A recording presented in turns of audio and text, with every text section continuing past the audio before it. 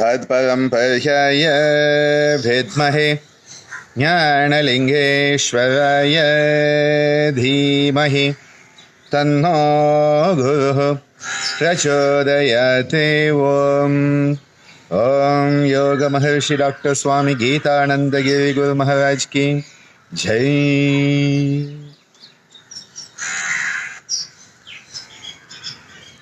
Welcome back to another one of Dr. Ananda's storytelling, ranty yoga, self-introspective, world perspective, crazy example-based sessions. And we are on 84 today. Not bad, 84. And I was just thinking about the beautiful opportunity we have. What a beautiful opportunity to be born human. So fortunate, so fortunate. And with that opportunity comes responsibility. Responsibility to be human. We have been fortunate to be born human, and now we have been given the responsibility to be human. Just be. Such a beautiful thought. And when we actualize it, the world becomes a much better place. Because if each person were to be, everything would be. If just each person would be, the world would be. And that's why I love the bees, the most important people on the planet. Because they are just bee. That's why the Brahmari Pranayama is so beautiful. When you do the Brahmari Pranayama, you become a bee.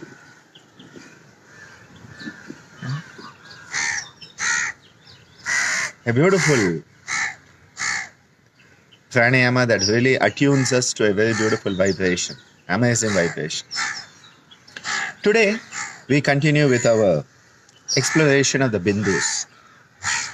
When we talk about the bindus, we are talking about these focal points of consciousness, foci of consciousness, located at the junction between the Vijnanamaya and Manomaya. And the Manomaya gives us the capacity to think about it, but it's the Vijnanamaya that gives us the capacity to focus on it. The capacity of focus is in the Vijnanamaya kosha, the power of choice, discernment, and metacognition. We were talking about Vairagya yesterday. Raga means to pull towards it, that which you like because it gives you pleasure, and so you are pulled towards it. Sukhanushayi ragaha, says Maharishi Patanjali. Sukhanushayi, because it gives you pleasure, because you like it, you are pulled towards it. Sukhanushayi ragaha. And the contrary, opposite balance point is Dukkhanushayi dveshaha. Dvesha is that which you run away from because it gives dukkha. It gives painful suffering. Pain and pleasure. We run towards pain, pleasure, and run away from pain. And we have already seen how different creatures are said to be trapped based on the number of senses they have. The deer is trapped, the bee is trapped by taste, by smell, by touch. If I'm not wrong, the deer by smell, I think the bee by taste, the elephant by touch. These are some of the criteria that are given. And then they say, what will happen to the human being who's trapped in all the five senses? It's a very beautiful concept, and I will try to find a bit more detail and share with you, because it's a very beautiful concept of how we have to come out of the trap of the senses. Indriya Jala, Jala, which means a trap, a snare, a web, a net. And we are caught in it. Constantly we are reacting, hyper-reacting on sensory stimulation. It is an amazing concept. And when we talk about Vairagya, Soundarajan, who shared with me his life story yesterday and really touched me with his deep sincerity. Vitaraga and Vairagya. You know, when we talk about the Bhagavad Gita and the Yoga Sutras, we need to take both of them together. Many people don't realize there are actually three texts that have to go together if you want to understand yoga. And it is with the Yoga Sutras, you have to also bring in verses from the Bhagavad Gita. And as you go into the Kaivalya Pada especially, you need a lot of the Yoga Vashishta. Now, normally people will classify Bhagavad Gita and Yoga Vashishta as more Vedantic than yogic. But actually you have to bring them together. Vitaraga Bhaya Krodha. And Vitaraga Bhaya. All these type of words come. Vitaraga means to transcend raga. When we use the word Vairagya, we are normally meaning to burn away raga. Actually, Vai is part of the burning process. You burn away the attachment. Vitaraga is to transcend the attachment that is coming from the raga. Now, ultimately, it's all one and the same. It is just a different expression. It is like, you know, some people say good morning, some people say swagatam, some people say shubha din, buongiorno. You know, it depends on, you know, the perspective with which it's said, but the meaning usually is similar. Vairagya can only occur up here, and that is why three of the bindus, and today I'm going to introduce one more bindu here, which is a bindu which is at about this point. And you will remember I talked about Trikuti at the top of the head. And I talked about how Trikuti Bindu, which is in the Trikuti Chakra, the 10th of the chakras, part of the higher under chakras, cosmic centers. The Trikuti, I said, is related to the fontanelle, the posterior fontanelle. But you also have an anterior fontanelle. This is the part which was open when you were born, later on closes, this part right here.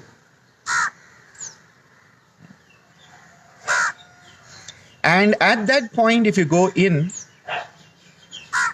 not too much, but maybe an inch or 1.5 inch, you come to the loci of what is called Bindu Nadi.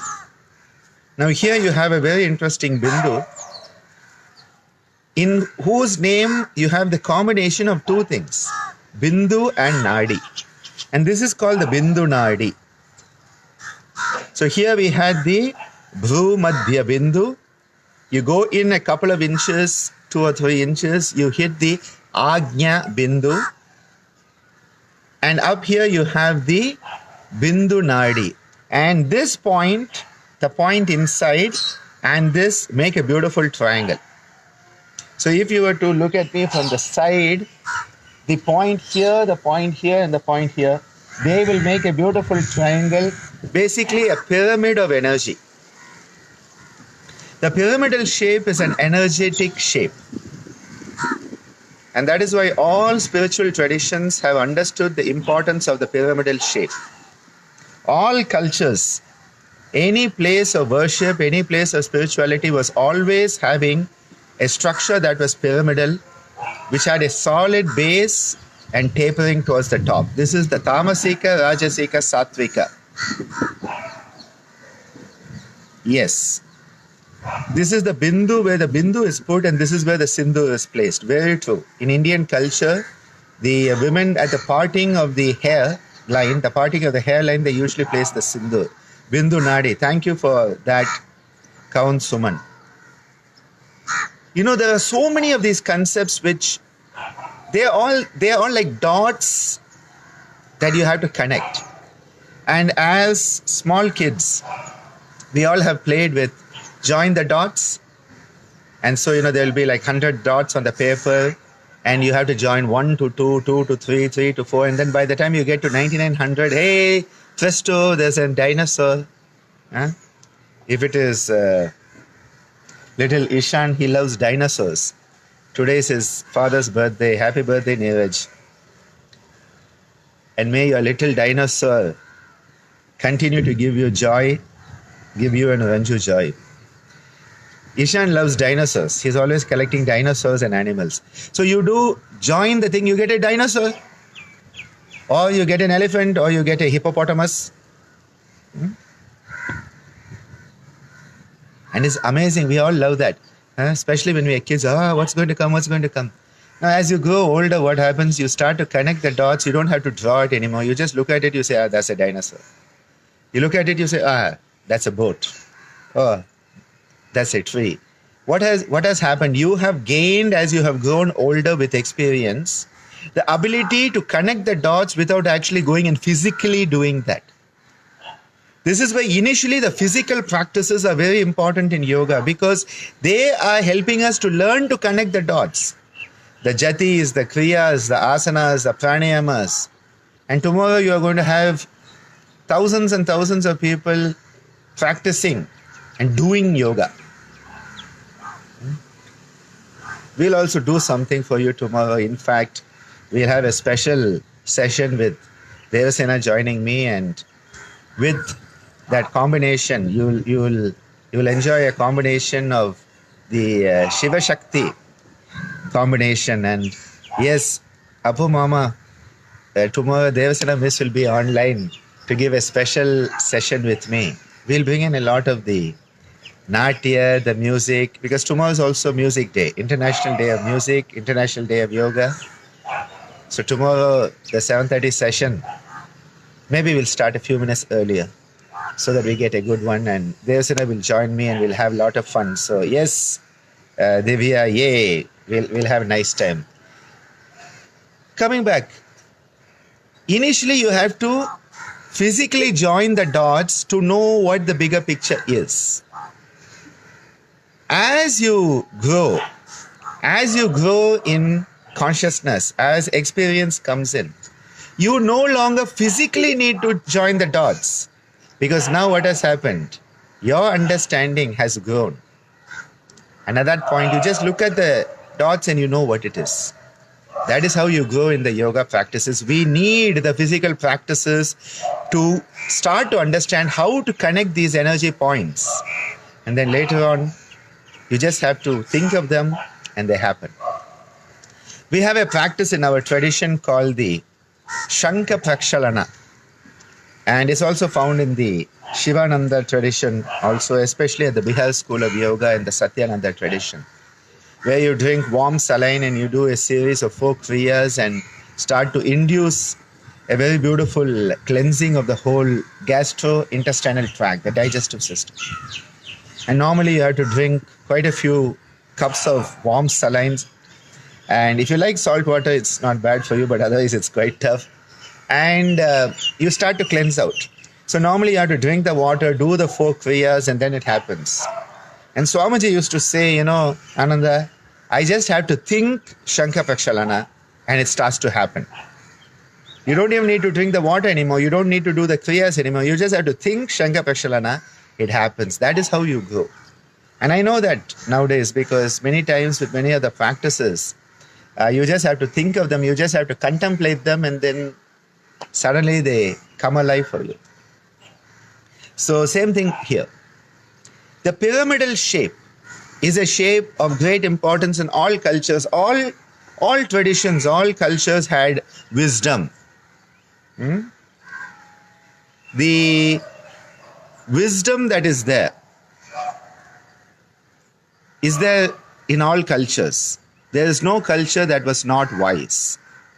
The problem is, as we evolved, the human race evolved, we had definitely we have changed our perspectives, and that is where we have fallen away from many of these lofty, wise concepts. The pyramidal shape is a shape of great energy, and in fact, there are many experiments done on that. Lot of experiments done on the pyramidal shape and how it can actually create beautiful energy. That is why, all the places of worship were based on that pyramidal shape. They were all based on the pyramidal shape.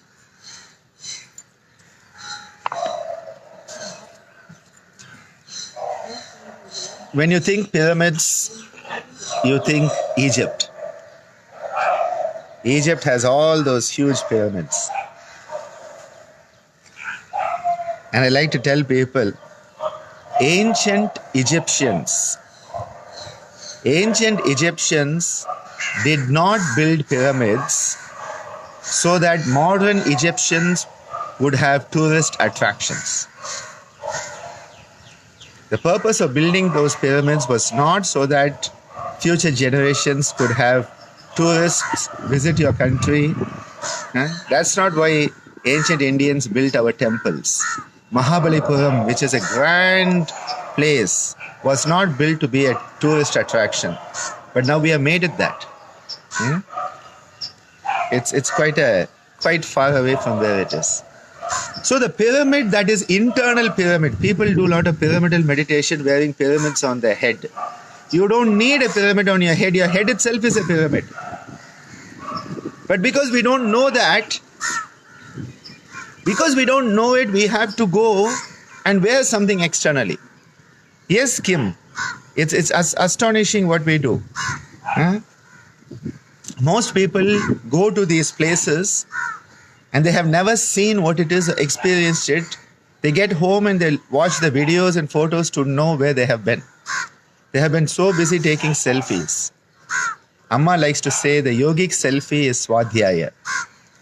And the yogic selfie is Swadhyaya. Turn the camera on yourself internally. The pyramid lies within us, and these bindus are creating an internal pyramidal structure, a psychic structure where the energy can occur within us. Now the blueprint is within us. The bindus exist. Those pyramids of energy exist. There are 3 small pyramids, then they make a Mahakona, a huge pyramid.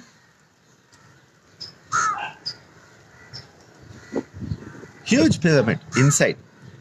The blueprint exists, but until we focus our mind there, it does not come alive. It is like you have that beautiful treasure, but if you don't open it up, you don't get it. It just stays where it is. So the blueprint of these Kona and Trikona and Mahakona, Adi Kona is the primordial triangle pyramid that lies within us. Our head is not just, for many people I think, often, and this is a bit gangster yogi stuff, but still, I think that the brain exists just to keep the ears apart. Because if your ears were stuck together, you would not have a nice face. And actually, I am sorry, that's a gangster yogi, and that is really, really bad of me. But we are not using what we have. The infinite capacity of our brain, that is the physical receptor of consciousness. Just as the mobile phone is the receptor for the internet, just as the radio is the receiver for the radio signals, the television for the television signals, this brain is the physical receptor, the instrument through which we can connect to consciousness. And we don't do it. Yes, Arvind Swami, the Sri Vidya Yantra is also having that pyramid because it's based on that energy. We are energy beings. We have the blueprint. So one of the triangles is the triangle which is made up of the 3 bindus. Bhumadhya, Ajna and Bindu Nadi. And when you start to focus on these 3, you have that beautiful pyramid within you, that Trikona, that Kona, and what happens is a beautiful sense of cosmic consciousness starts to flow through you. That is where the Bindu enables us. The Bindu enables us to connect to something unmanifest, through the manifest to the unmanifest. Remember, the Bindu is the aperture through which We can connect between the physical and the non-physical, the metaphysical, the manifest and the unmanifest. It is that point. And that is why that point in the Sri Vidya, Sri Chakra Yantra, there is a central point which is actually the lingam. That point is the bindu that connects the manifest and the unmanifest. Prakriti and Purusha are connected through that. That is why Nada Bindu Kaladhina Munam. Nada Bindu Kaladi. That Bindu connects the Nada, that vibration, the primordial vibration, the subtlest of existence, with the Kala, which is the manifest existence, the play of the manifest existence. Now, Swamiji, in his teachings, not only talks about these concepts, but says, how can you develop awareness of it? So he says, well, there is a beautiful practice. And what is that practice? You come into the Vajrasana, and from the Vajrasana, you come down into the Dharmikasana. Some people call this the Balasana. But in our tradition, Balasana is where you lie down like this, like a baby with your head to the side. This is the Balasana or Nikunjasana in our tradition, which is how a baby lies when it wants to breathe well. For us, Dharmika Asana is the asana where you are in Vajrasana and you bend forward until this part. You have to bend forward and your nose has to come between the knees. When you bring your nose between the knees, this is the part of your head that will be touching the ground. So when you do that,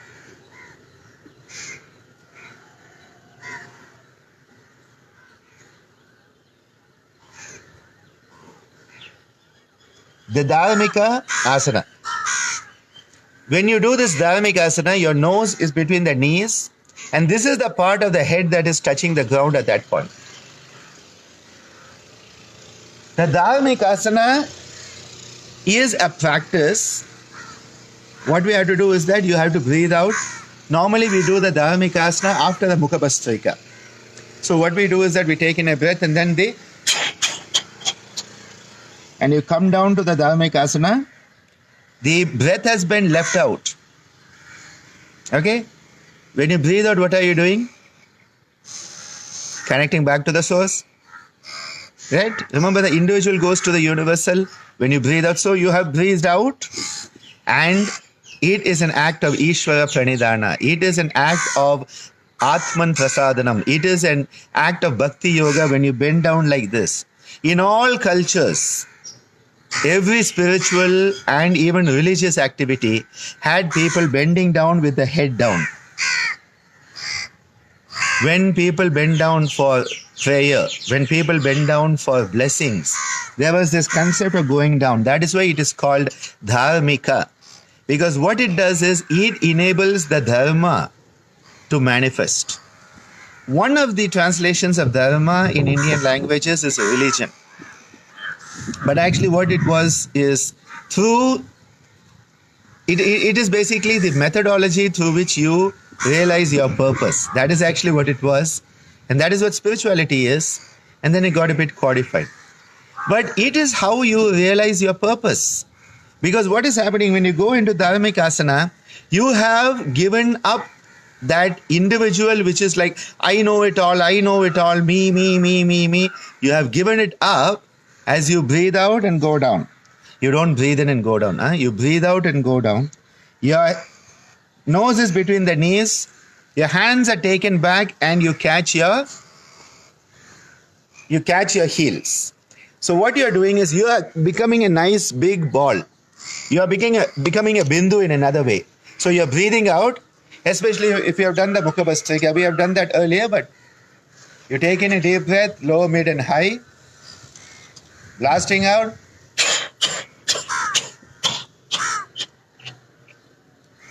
Then you slowly come up, the birthing process, coming up. Repeat a second time.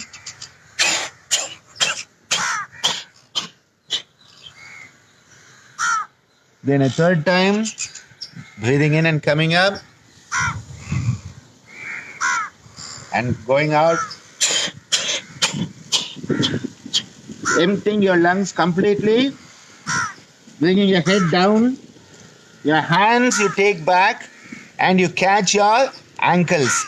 So the palms and the soles are coming into connection. You are connecting the upper and lower limb when you do this, creating a connection and coming down.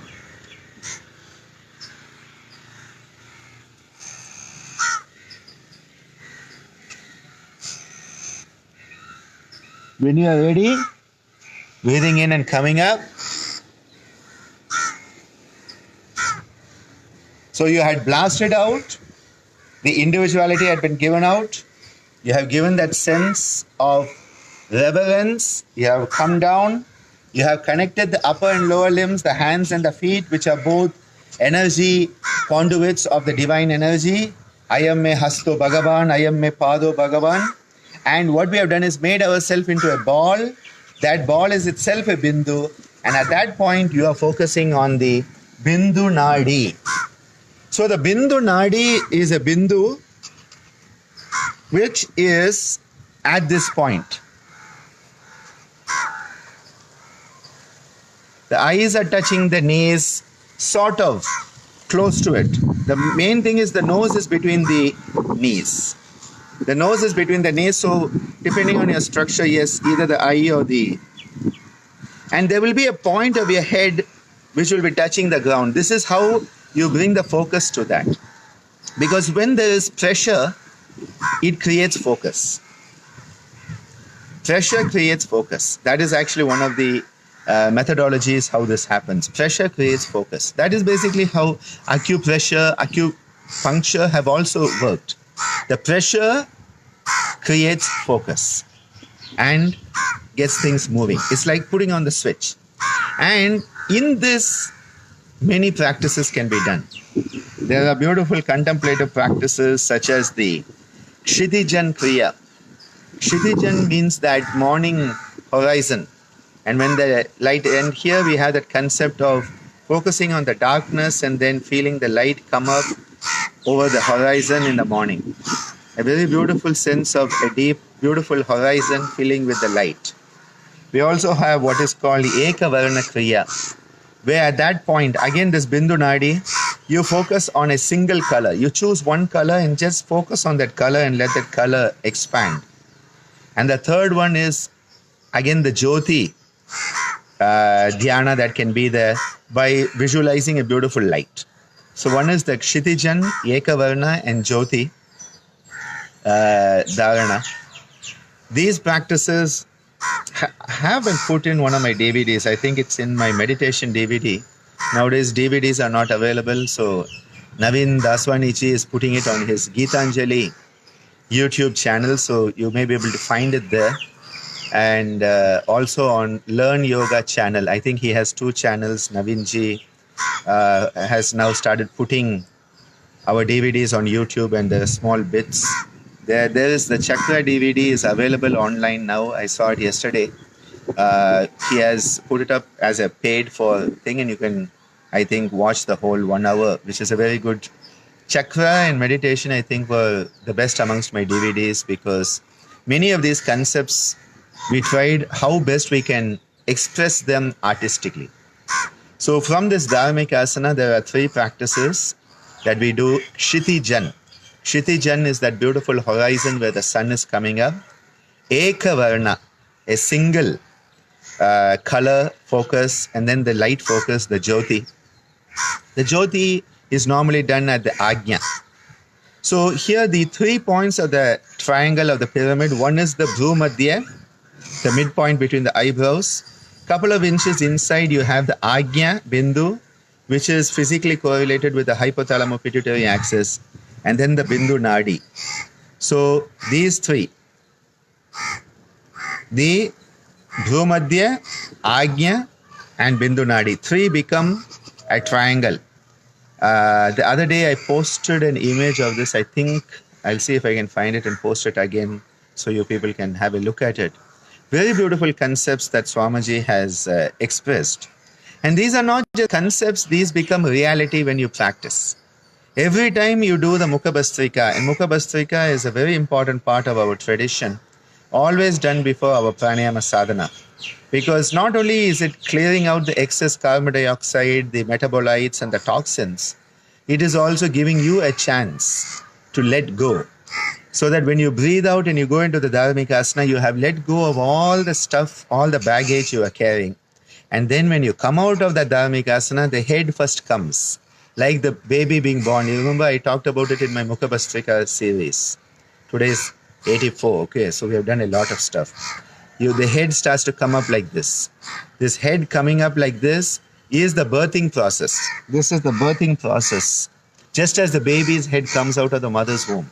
So every time you come out of Dharmika Asana, it's like being reborn. It's a very beautiful concept. And then as your head lifts, you start to breathe. You don't breathe before that. The baby's head has to come out and then it takes the first breath of life. Similarly, you breathe in and you come up back to the Vajrasana. Vajrasana is the human posture. Only human beings can sit in Vajrasana. And that is why it is a posture that enables the humane aspects of us to start to manifest. These Bindu points, when you start to focus on them, you start to open up to them, and then that consciousness can flow. Because if you are not open to it, it's not going to flow. It's like you close your window, there's no air coming in, and then you say, oh, it's so stuffy in here. So hot and stuffy inside. Yeah, you have closed the door, the window, and put off the fan. Open the windows, open the door, and you know that there's a lot of wind, there's a lot of light. There's a lot of wind, there's a lot of light, there's a lot of energy. But we are closed. And these are practices that enable the opening of it to happen. So when you contemplate this, such a beautiful concept, the three bindus making up a triangle, a pyramid. And this is a pyramid that is in the prefrontal cortical area. This is the prefrontal cortical area. This is the neocortex, the prefrontal neocortex, the forebrain. F-O-R-E, not F-O-U-R. F-O-R-E, forebrain. This forebrain is the part that truly enables us to be human. This is where responsibility comes in. This is where the capacity to share comes in. This is the place where the capacity to have the bigger perspective comes in. This is where you have viveka, discernment, and vairagya, metacognition. And that is why when we contemplate these three bindus especially, they point between the Bhumadhya, the Ajna, and the Bindu Nadi. Now when we talk of the Bindu Nadi, it is a very interesting concept, because if we were a unicorn, someone sent it the other day. Who was it? I think Divya Hirata sent a unicorn. Huh? You know those unicorns that have a single horn? This is actually where the unicorn horn would have been, the Bindu Nadi. Huh? So think of it as your unicorn horn. This is the point it would have been, because it is a Bindu, but the Bindu, that Bindu is connected to the Nadi. It's a Bindu Nadi which is starting to, where are the Nadis? Where are the Nadis? They are in the Pranamaya Kosha. Where are the Bindus? The junction between the Vijnanamaya and Manomaya. So now what you are doing is you are bringing it more down into the energy. And that is that the Bindu Nadi is a point where not only is it consciousness, there's a lot of energetic focus. And yes, Costin is looking at 4 and 5 points for a pyramid. This is the problem, that we are looking at, see, this is a triangle of 3 points. But then what we have to understand is this triangle in 2 dimension has to expand out. So you don't need 4 or 5 points. It is an expansion of that triangle into a pyramid. It is like when we talk about the Tejas Mandala. We say it is a triangle. The fire mandala, Tejas or Agni mandala is a triangle. But it's not really a triangle, it's more a pyramid. So what we mean is that there are the 3 points coming together, because again it's 3 and 3. What you are looking is 1, 2, 3, and then you are looking like that. You are looking like 1, 2, 3, 4, something like that. It's actually the triangle expanding into a pyramidal energy. It is not 5 points or 4 points. So you do not need to look for a physical point there. When it expands, it's like when we say with the Agnya, we have the Manas Mandala, Mano Mandala. The mind element has its shape, mandala.